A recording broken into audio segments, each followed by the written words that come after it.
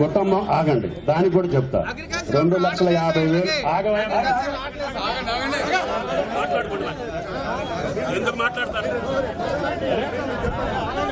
చెప్పేదేను.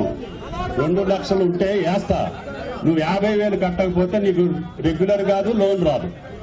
అంటే ఆ కుటుంబాన్ని మళ్ళీ బాధల్లో పెట్టదలుచుకోలేదు. కుటుంబం రుణ విముక్తులు కావాలి. కుటుంబం రుణ విముక్తులు అయితే నువ్వు 2.5 లక్షలు కట్టి 3 లక్షలు తీసుకో, మాకు అభ్యంతరం లేదు. నువ్వు కట్టిన కాడికి నీ చేతిలోకి రావాలి. నువ్వు ఎంత కడితే అంత. కానీ కట్టకపోతే 10,000 ఎక్కువ ఉన్నా కూడా నీకు లోన్ రెగ్యులర్ చేయడాడు, లోన్ ఇవ్వడం. దానివల్ల నీ కుటుంబం రుణ విముక్తులు అయినట్టు కాదు. కాబట్టి కరెక్ట్ గా రైతులు బాగు కోసం మీరు ఏం చెప్పినా కూడా ఈ ప్రభుత్వం వింటది అని చెప్పి విజ్ఞప్తి చేస్తున్నారు.